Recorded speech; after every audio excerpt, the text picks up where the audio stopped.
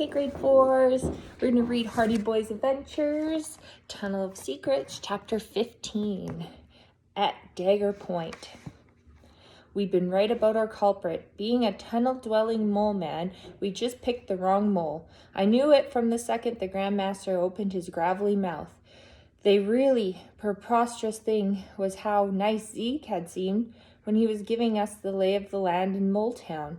I didn't like to be duped, but any thoughts of getting back at him would have to wait. Bring me the prisoner, Zeke screamed. I gulped. As far as I knew, my brother and I were the only prisoners around. Do you think he knows about the key we found in the Admiral? I asked Joe. He patted his pocket to make sure the key was still there. I don't know, but after hearing that letter, I can pretty much guarantee he'd want to get a hold of it if he did. I say we make another run for it the second they open the gate, I told Joe. Joe nodded. It may be the only chance we get. I was seriously contemplating swallowing the key like the Admiral had when two knights dragged a raggedy-looking man in shackles to the altar. Sal! Tell me where the treasure is, Zeke yelled in Sal's face. Apparently he'd given up the whole silent schlick altogether. Sal, on the other hand, had it, but for him it wasn't a schnick. No matter how much Zeke screamed and yelled, Sal wasn't going to answer, because he couldn't. Tell me where it is now, you bum, or I'll show you what a real curse feels like. Zeke stabbed the air with his trident. Sal looked terrified, but stood his ground. Keith piped up. Excuse me, Grandmaster, sir, but I don't think he can talk. Just because he can't talk doesn't mean he can't tell us what he knows. Zeke jabbed a gloved finger at Sal's chest. Well, you know where the Admiral hid that treasure, and you're going to write down exactly how to find it. One of the knights ran up with a notepad and a pen. Zeke grabbed it and thrust it into Sal's hands. Now start writing. Sal scribbled something and handed it to Keith. He says he can't, Keith said. That's cursed. You're really as crazy if you think a phony curse is going to stop us from claiming what's rightfully ours, Zeke bellowed. Tell us where it is, or I will throw you into the vault and seal it. Sal looked absolutely petrified, but that didn't stop him from dropping the notepad on the ground and shaking his head vigorously. Zeke turned to Keith. Throw him in the cell. He has exactly 1 hour to write us a story, and if it doesn't have a happy ending, into the vault he goes. Sal struggled as Keith and Scott dragged him away, only to reappear minutes later as they threw him into the cell next to ours. Joe and I rushed to the gated window between the cell as soon as the knights left. Are you okay? I asked. Sal was all startled. He just about jumped out of his boots. It took him a second to realize the four eyes peering at him through the little window belonged to a couple of regular dudes and not ghosts. Sal scribbled a note. Who are you? How did you get here? Frank and Joe Hardy, I said. The underworld's best teenage detectives. He thought about for a second and then scribbled another note. If you're such great detectives, why are you locked down here? He has a point, Joe said. No one is supposed to know about the secret city, he wrote. How'd you find it? It's been one of the most eventful days in the history of eventful days, and we didn't have time to explain it all, so I did my best to give him the short version. After we caught up on the basics, Joe finished with, we actually kind of thought the bad guy might be you. Sorry about that, I said sheepishly, but it's been Zeke the entire time. He's the Grandmaster. Sal looked baffled as he scrawled another note. Zeke? What does he have to do with it? And why is the Admiral's ghost trying to steal its own treasure? It's supposed to be guarding the treasure from thieves. Ghost? Joe repeated. He must think Zeke and his gang are the treasure-guarding ghosts from the story Curly told us, I whispered to Joe. I turned back to Sal. Those aren't ghosts. It's just Zeke and a bunch of people who think the descendants of Admiral Brian's secret society. Sal thought for a moment before replying. I thought the Admiral's ghost sounded familiar, but I traced the forebears myself. He's not related to any of the original knights. Sal held up the paper, mouthing the words. I don't understand.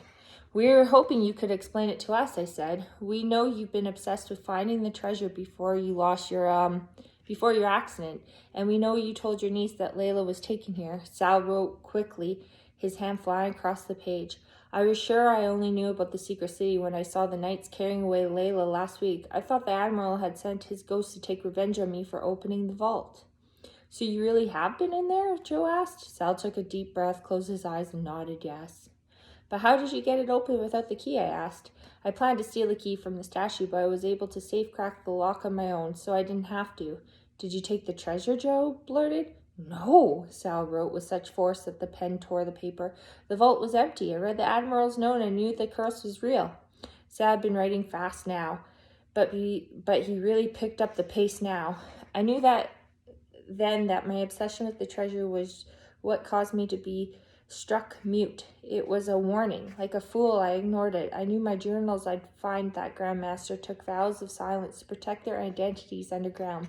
It was how they managed to go unnoticed. I should have known my own silence was a coincidence. Sal tore off the page for us to read and resumed writing. But my greed also blinded me to the truth. For years I searched for that treasure, decades researching and planning. I burned every bit of it that night. My notes, blueprints of the tunnels, even the geology proving my family's hidden heritage. It wasn't ours to inherit. My ancestors betrayed the Admiral over 200 years ago, and now I've done the same. But the Admiral was right. There was still a treasure left for me to claim. My life. Joe and I reverted back to the page in front of us as Sal continued to write. The Admiral had given me a choice and I took it. I thought the curse was over. I put all my energy into making the old train depot a real home for those with nowhere left to go. But then ghosts started to appear in the tunnels, and when they took Layla, I knew the curse wasn't over. Sal tore off another sheet and handed it to us. I saw them carry her into the tunnels, but I was too afraid to follow. I tried to tell my niece, even wrote her a note saying so, but she didn't believe me. Even if Layla doesn't know who I am, she's still family. I couldn't let her be punished by my sins, so I did something I swore I'd never do again. I came back to the secret city to save her, but I failed. And now they want me to betray the Admiral all over again. Sal was shaking by the time he finished writing his story. Do you know where the treasure is? I asked gently. Sal shook his head violently. It's not meant to be found, he wrote. Even if I knew, I would never say. Well, if you don't tell Zeke something, Joe said, it's going to end badly for all of us. We can't rescue Layla if we're sealed in a stone vault. I'm not sure I'm the one who needs rescuing, a voice said softly. Layla, Joe cried. There she was, still wearing her mask and standing outside the cell with a set of keys dangling from her finger. She'd come back for us, just like she promised. We don't have much time, she said, sliding a key into the cell door. Everyone else is searching for the treasure. I was able to get the keys, but they could be back any minute. The cell door swung open and Layla unlocked our shackles. Joe grabbed Layla's hand. I knew you were one of the good guys. Thanks, Layla, I said, taking the keys and locking Sal's cell and shackles. Sal ran out, wrapped her in a big hug and started crying. Who's this? She asked. Layla, meet your great Uncle Sal, I said. I could practically see her confusion through the mask. We'll explain it later. Come on. Joe grabbed her by the hand and ran towards the stone steps that led down to the amphitheater. As soon as we reached the bottom, we were surrounded. Grab the old man and the girl, Zeke yelled. Joe jumped in front of Layla. I moved to defend Sal, tackling one of the knights to the floor. As I rolled back to my feet, I saw Zeke throw down his trident and try to grab Layla while Joe was busy tussling with Keith. Before I could run toward her, Zeke pulled a long dagger from his robe and held the point to her neck. Anybody else tries anything and the lady here gets it, he said. Let her go, or you will really need a mask when I'm done with you, threatened Joe, scrambling to his feet. Zeke ignored him. There's only one way you're going to save your long-lost niece, Sally boy. Pick up the notepad and write down exactly where the treasure is. Sal shook his head back and forth and wrote, Cursed. You really think I'm going to let some superstition stop me from reclaiming my rightful place in the world? Now start writing. Sal shook his head even harder. If you don't, Zeke yanked off Layla's mask and pressed the tip of dagger to her cheek. She joins the rest of the ghosts down here. Sal's lips began to tremble as he went down to pick up the notepad. He looked at Layla for a long, agonizing moment before scribbling something. I strained to see what he was writing, but Zeke yelled, Get back! Zeke ripped the pad out of Sal's hand. The second his pen stopped moving, he didn't let go of Layla, but he did let the knife slip to his side, and he looked at what Sal had written. Zeke's trident was laying close enough that I could reach the blunt end of it with my foot. I made eye contact with Joe and kicked the end of the trident as squarely as I could, sending it sliding across the stone floor. My aim was right on, but I miscalculated how much force I needed to get to Joe. I kicked it hard enough that it hit a bump and started to catch air. Joe was ready for it, though.